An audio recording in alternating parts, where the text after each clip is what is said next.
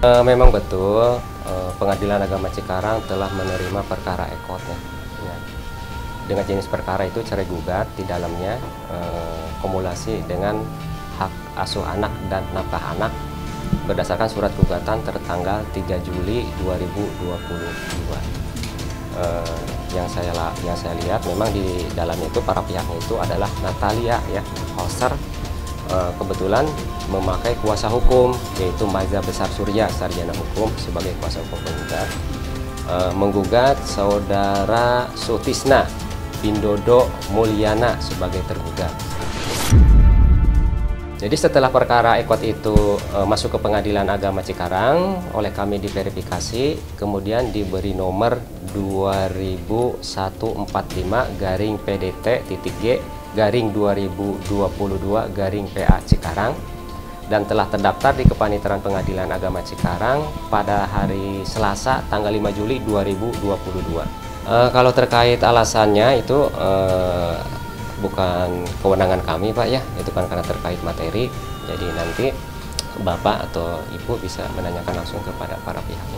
Nah, untuk sidang pertamanya setelah ditunjuk majelis hakim oleh Ketua Pengadilan Agama Cikarang, kemudian majelis hakim menentukan hari dan tanggal sidangnya yaitu pada hari Rabu tanggal 20 Juli 2022 jam 9 waktu Indonesia Barat.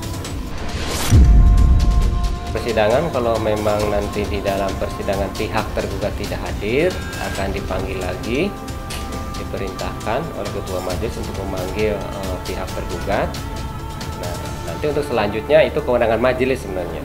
Jadi berapa kalinya, yang jelas kalau hakim sudah menemukan bukti yang jelas, ya mungkin nanti pengadilan agama melalui majelis tersebut yang mengambil sikap.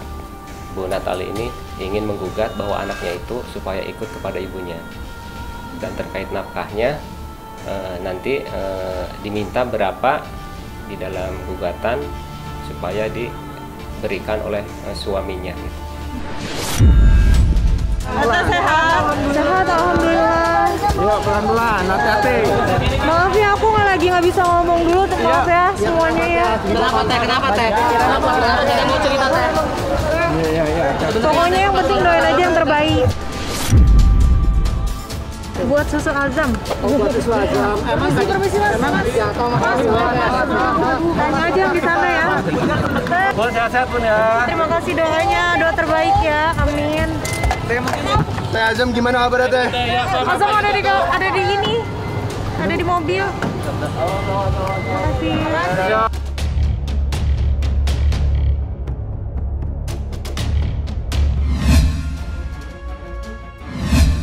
Tadi Mbak Iklim Hakim sudah diinterview terkait dengan laporan Pak Hotman Paris, Hutapea.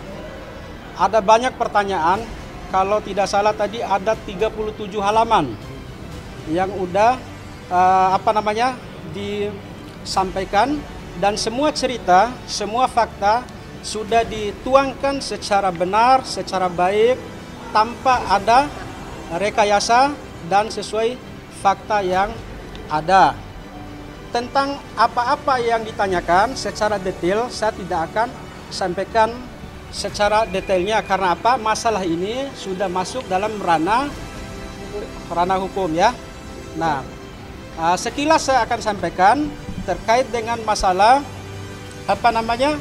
masalah ya tuduhan pencemaran nama baik terhadap Pak Hotman Paris terkait dengan ada dugaan bahasa pelecehan seksual atau kelainan seks.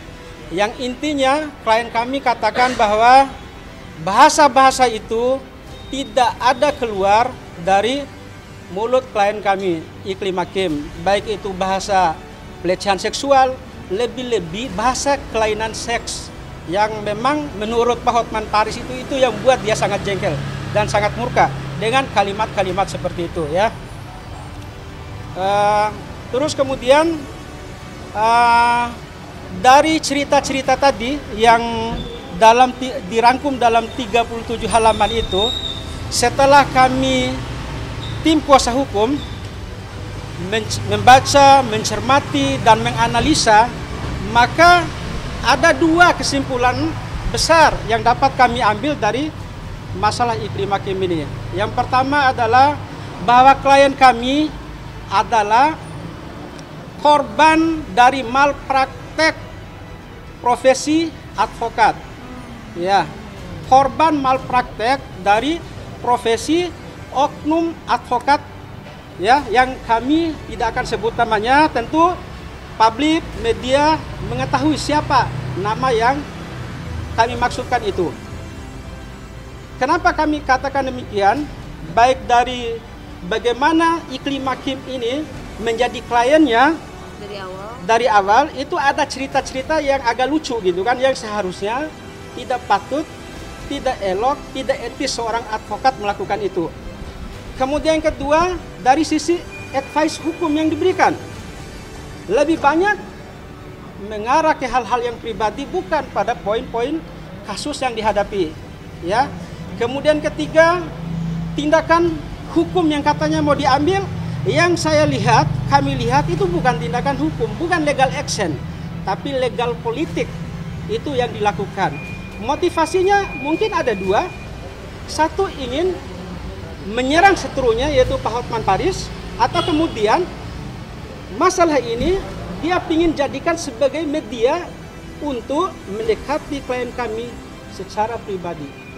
Saya tidak mau sebut nama, intinya saya tegaskan bahwa yang menyebutkan bahasa pelecehan seksual, kelainan seksual bukan dari klien kami iklim hakim. Dan itu udah kita tuangkan dalam BAP interview tadi. Kita ikutin aja proses hukumnya ya. Untuk sementara ya, sambil kita menunggu melihat situasi, baru kemudian kita akan ambil langkah-langkah terbaik iya, buat iklim hakim itu sendiri ya. Pihak kan ini kan ada dua terlapor, klien kami kan terlapor dua ya. Nah, dipanggil untuk intervensi, tentu kedepannya ya terlapor satu ya mungkin dipanggil oleh pihak penyidik ya untuk diinterview juga gitu kan. Nah, harapan kami ini sebagai kuasa hukum ya, kepada siapapun gitu kan yang terlibat langsung, yang mendalangi, yang menjadikan klien kami ini sebagai korban malpraktek dalam menjalankan profesinya, maka monggo pertanggungjawabkanlah secara hukum gitu kan. Ya, jadi jangan melempar bola kemana-mana gitu loh, seolah-olah ini bukan saya kan. Ya, fakta gini, Bang. semua udah kita sajikan di hadapan penyidik. Intinya gini ya, saya sebagai seorang awam yang datang ke ahli lalu diarahkan gitu loh. Kalaupun di sini ahli tidak mengarahkan, ya tidak akan ada gitu aja. Boleh disampaikan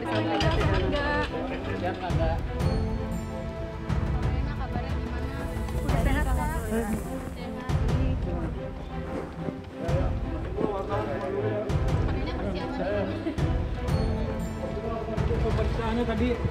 Ayo Pak. Maaf ya. Maaf Pak. Kasihan Pak, kasihan. Ayo Pak. Kasih jalan dulu Pak. Kasih jalan dulu. Kasih jalan dulu. Ayo. Ayo pelan-pelan. Oh, mundur. Kasih jalan. Kasih jalan. Masuk mobil. Ini gimana Pak Medina? Ayo. Akan mengajukan Mbak. Masuk, Bu. Masuk. Bentar Pak, bentar. Mundur. Mundur. Gua geser dulu. Ayo Mbak. Pak Medina. Hari ini kita terima tahap 2 dari Polda Metro, dari Kejaksaan Tinggi, dilimpahkan ke Kejari Jakarta Selatan. Perkara atas nama Medina Susani ya, alias Medina Zen binti Pujon Istianto.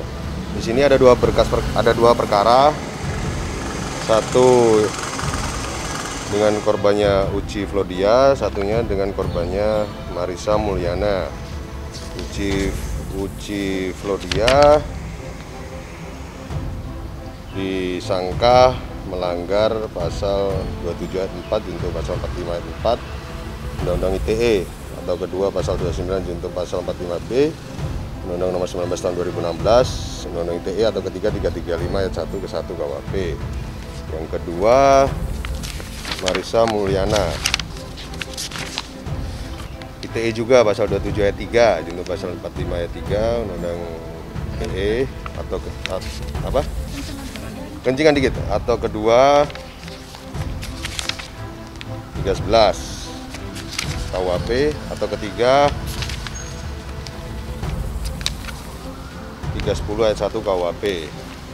Di dalam adalah pemeriksaan, penelitian tersangka dan juga barang bukti diterima oleh jaksa, ditanya sama jaksa dan dijawab oleh tersangka.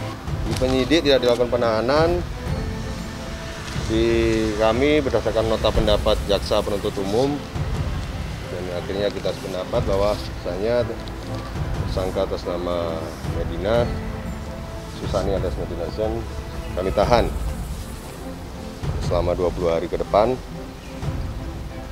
Kami titipkan di Rutan Polda Metro Jaya untuk secepatnya kita limpahkan ke Pengadilan Negeri Jakarta Selatan. Penahanan ini dalam perkara atas nama Medina ini yang Uci Flodia itu, karena bisa dilakukan penahanan. Marisa Ica kan tidak bisa dilakukan penahanan, ancamannya di bawah 5 tahun. Jadi yang ini bisa dilakukan penahanan. Jadi sekali tahap 2 hari ini, 2 perkara sekaligus kita melakukan penahanan terhadap perkara dengan korbannya Uci Flodia. Nah, kita tunggu JPU lagi membuat surat dakwaan dalam waktu 20 hari ini, menyempurnakan surat dakwaan, apa pelimpahannya sekaligus atau sendiri-sendiri. Kemungkinan sekaligus. Ancaman Uci 6 tahun. Ancaman Uci 6 tahun. Secepatnya akan kita limpahkan ke pengadilan dalam waktu 20 hari itu. Dalam waktu 20 hari kita limpahkan ke pengadilan, itu segera disidangkan. Sempat dijemput paksa tadi. Ya memang dijemput paksa tadi kan. Dari mana? Dari Bandung. Tadi mungkin ada permintaan dari Medina sendiri pasti dalam. Mungkin nggak tahu, kita lewat PH-nya atau mungkin nggak tahu. Nanti mungkin belum ada surat juga. Nanti kita tanyakan ke jaksanya. Tapi tadi nggak didatangi sama pengacara ya? Ada pengacaranya kalau nggak salah itu. Tapi kira-kira saat penjemputan paksa jam berapa tuh, Kak? Itu saya nggak tahu itu. Pagi itu. Di mana, di Bandung atau di Jakarta? Nah, itu saya nggak tahu juga itu. Ya, pokoknya saya tahunya ada di sini udah deh. Jadi udah ditahan per hari ini? Per hari ini ditahan. Ya, selama 20 hari. Oke. Pak Siso, ya. Tadi saya sempat bicara dengan Lukman. Lukman bilang, Bang, gimana Bang kalau ini untuk kejaksaan? Ya, saya bilang sudah sabar, dampingi, dan itu istri kamu. Dorong Medina, itu sudah biasa. Karena itu saya sebagai pengacaranya tidak tidak mengarahkan agar mereka bersikeras mempertahankan prinsipnya, karena dalam due process of law, maka dalam proses due process of law ini semuanya harus on the track, dan media siap menghadapi ini. Mudah-mudahan dia bisa lebih sehat, dan saya berharap dia sehat, dan dia juga berharap dia sehat supaya bisa menghadapi. Saya sampaikan bahwa Medina tidak sedikit pun ingin menghindari proses hukum, hanya saja dalam proses ini karena dia baru sakit, dan mudah-mudahan dia bisa kuat menghadapi ini. Begitu, seperti normalnya, secara biasa. Kita hari ini buatkan surat permohonan penangguhan, atau misalnya permintaan untuk tidak ditahan, kan tergantung dia kan ditahan dulu baru kita tangguhkan permohonan, atau nanti kita mohonkan untuk tidak dilakukan penahanan. Kan Lukman juga kan orang hukum. Saya sudah beritahu tadi, kamu kan orang hukum, Adinda. Tidak mesti saya ada di sana, saya juga ada urusan di daerah, dan tim saya sudah ada di sana. Nanti berkolaborasi dengan mereka gitu. Intinya nanti tidak kita biarkan gitu. Tidak ada masalah, mereka sudah bersatu, dan itu peran saya. Ya, jadi Medi tadi dijemput tuh di Bandung bersama dengan dia lagi dengan Lukman sekitar jam 7 pagi. Dan penyidiknya juga ada terima kasih, sudah saya apresiasi karena mereka juga sudah bicara dengan saya. Intinya kita baik-baik saja gitu. Ini bukti kepada masyarakat Indonesia bahwa saya itu sangat patuh pada proses hukum. Hanya saja jangan ada opini publik yang dibalik-balik gitu, sehingga bisa merendahkan orang lain, atau mungkin membuat orang lain tidak nyaman, tersakiti, kan gak ada untungnya juga gitu kan. Kalau saya ya menjalankan hukuman seperti menjalani proses hukum dengan baik, begitu aja.